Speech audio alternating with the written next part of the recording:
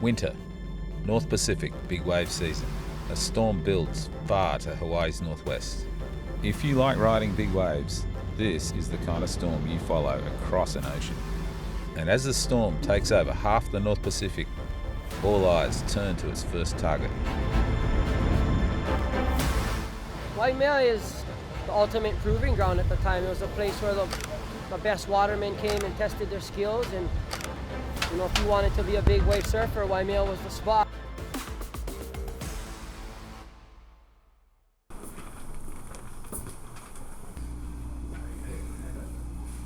As we've watched the storm develop, you know, over the last couple of days, the thing that really stands out, this was going to be a really long period, especially to start. We've seen a couple different satellite passes showing 45 to 50 foot seas, even bigger than that. So that means we're going to have a lot of energy in the very long periods, 18 to 20 seconds. You know, Waimea really wants a big, deep water swell.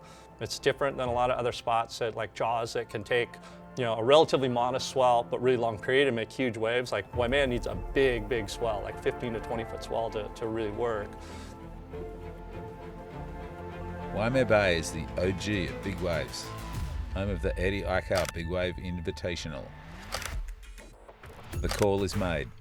Already, surfers are jumping on planes. It got called on, so we went into overdrive. I was literally on the tarmac. But then, He is coming into our newsroom. I have come to the very difficult decision of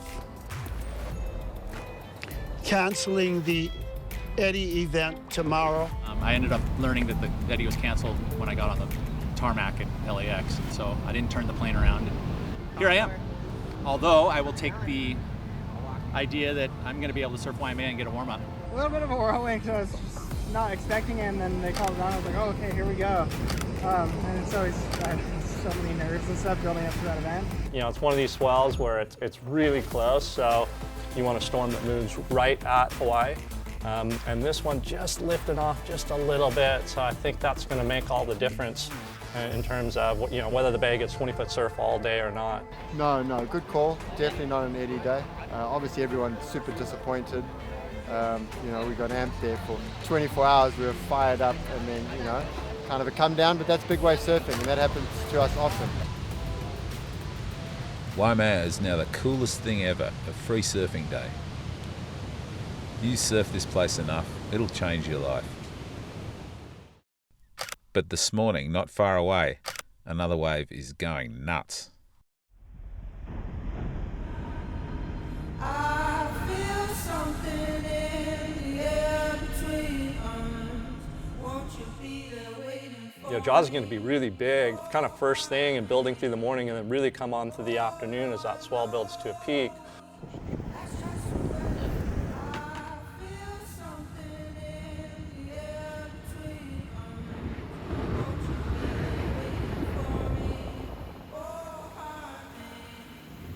Yesterday was by far the best session out of competition since El Nino, like uncomparable.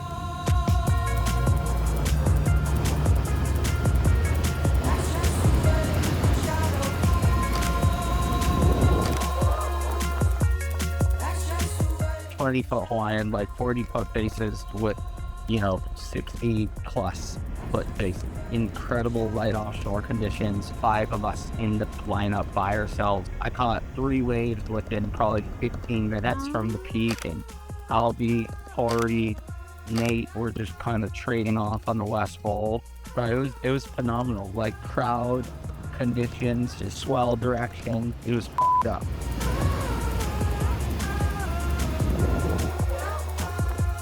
Beautiful and sunny all day long period, rising swell, so it definitely made it a little challenging, and the waves were moving really, really fast. It was pretty tricky to be in the right spot. It was definitely shifting more inside and focusing on the west bowl. Swell started for us in Hawaii at Jaws, and we had immaculate conditions and a really violent, long interval day.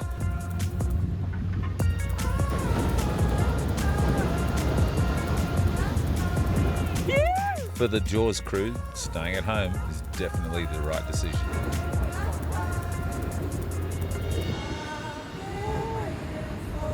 Jaws. She showed up yesterday, and it was just kind of a humbling day to see how beautiful and perfect it was, and you know how heavy it was to ride waves.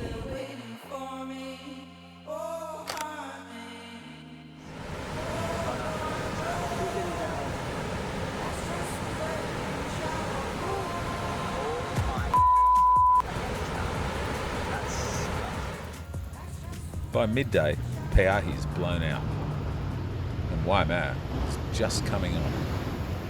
Please stay on top of the berm. It is no joke. You will get hurt or be in serious danger. Please stay on top of the berm.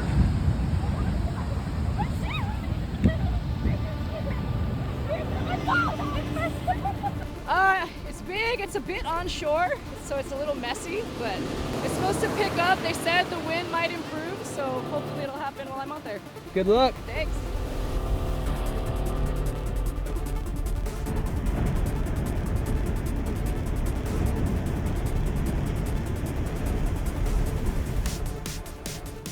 The conditions look pretty challenging because, you know, you got that onshore wind coming in and a lot of north in the swell, and so there's these like a lot of commotion out at sea, but it makes it exciting. No, no, no! Turn it, turn it, turn it! Oh!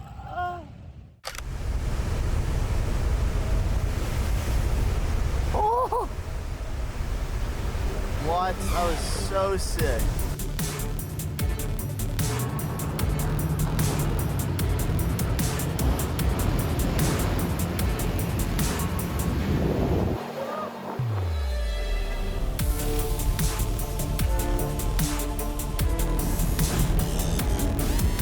I like it when it's a bit wild and woody like this because then it's not too crowded. And also this time of the day tends to, you know, be a little window with less crowds. Testing out the equipment, new equipment, and just ready for whatever the Eddie brings. Spent a lot of time in the water respecting my elders and got, I don't know, like 5 really nice waves. First round ever out of the Waimea bed. The infamous, legendary, spiritual sanctuary of big wave surfing, and it was awesome. I heard you were surviving off candy. Can you tell me that? I just ate some Starbursts, like 3 of those, and that's all I ate today. Oh, you never know when it's 20 feet plus. You gotta send it while you can. Probably head to California tonight. So. Yeah, you gonna go to Cortes? Todos? One or the other, we're still deciding. But Todos looks like beautiful 2 days. Yeah. Epic 2 days. The storm is moving. Its energy heads towards the US West Coast. Time for a new decision. We had a crazy day in Hawaii yesterday. The swell more or less behaved pretty close to forecast and what we were thinking it would do. Whether it was satellite passes or floating buoys, you know, we had multiple observations of seas like in the 45 to 55 foot range. A little bit of a whirlwind in our decision-making process the last like 72 hours. We've obviously been paying attention to Cortes. It looks like maybe a little bit of south wind out there, so it would be kind of tough to paddle. We are coming from Maui. We had a good day at Jaws yesterday. Flew on a red eye tonight. Landed in LA. Now we are gonna pack this big hog up and drive across the border into Baja.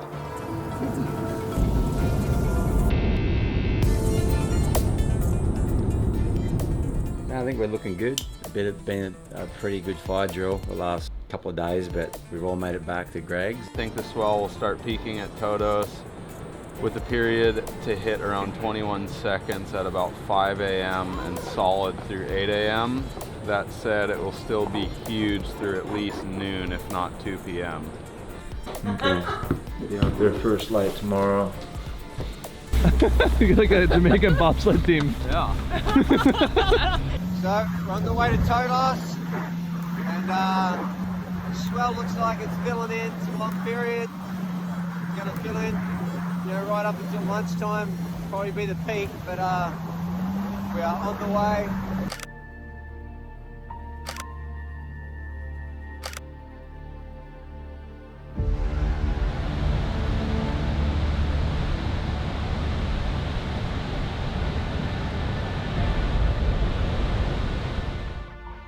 long interval set to it, so it seemed like it was pretty lully. Then these super wedgy sets would come in and march their way through, sometimes with one wave, sometimes with a few.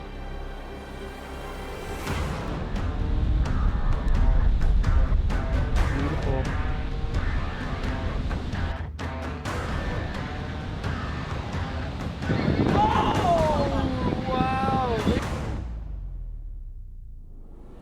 Todos Santos catches them by surprise.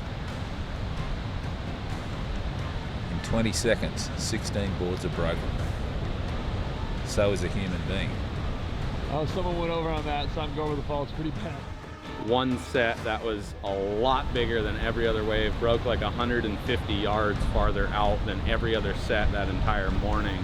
Just completely steamrolled the lineup and full yard sail.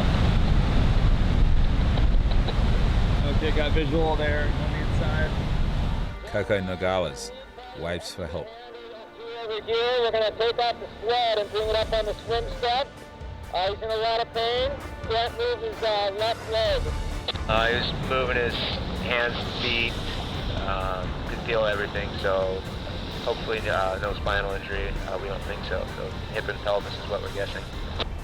Unfortunately, Coco ended up hurting himself pretty bad. Definitely a scary situation and part of the realities of surfing big waves, and one of the nightmare situations of surfing such a remote location like Todos. You know, specific to Cortes, I've been watching the wind really close. It's been glassy out there for the last 2 days. But right now, feel pretty good. About as good as I probably am ever gonna feel about a swell out at Cortes, because it's a different world out there.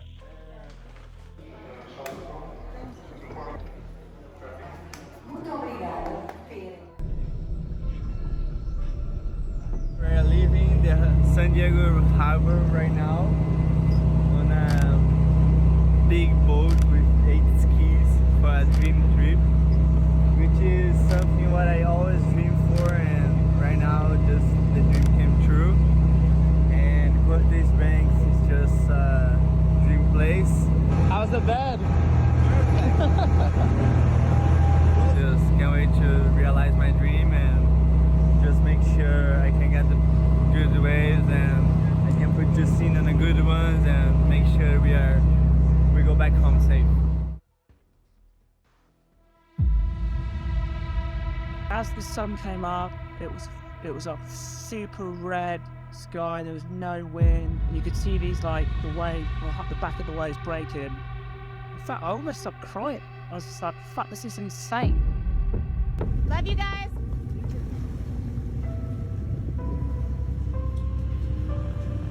Preparing for Cortes Bank is like shooting for the moon. It's a surf spot without a coastline. You have to take the coastline with you. Then suddenly you're 100 miles out to sea. It'll make any surfer stop and think.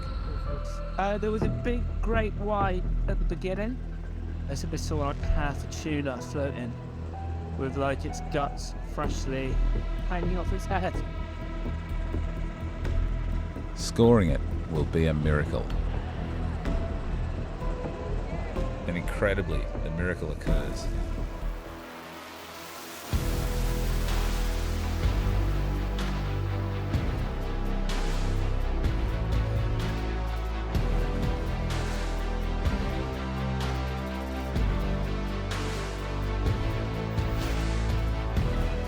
Never in a million years would I have said that I'd be surfing Cortes. It's just insane.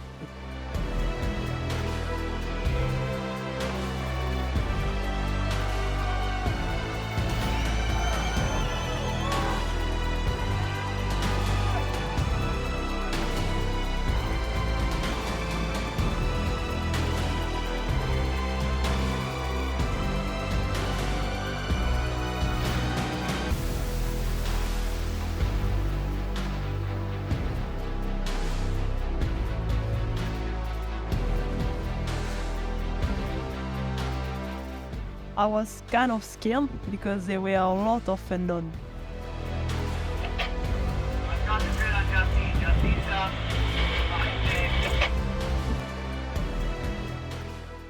Going with that much speed was amazing because there were no bumps. My board was staying in contact with the water the whole time. That feeling was pretty new for me and I loved it. I think I have never had that feeling in Nazare or Jaws. It was absolute gliding.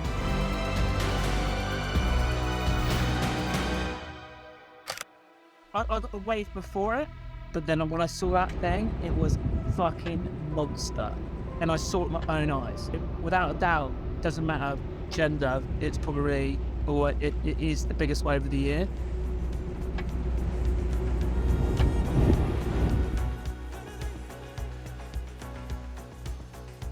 We have been super lucky to have this kind of forecast. It was glassy the whole day. I couldn't have asked for anything better.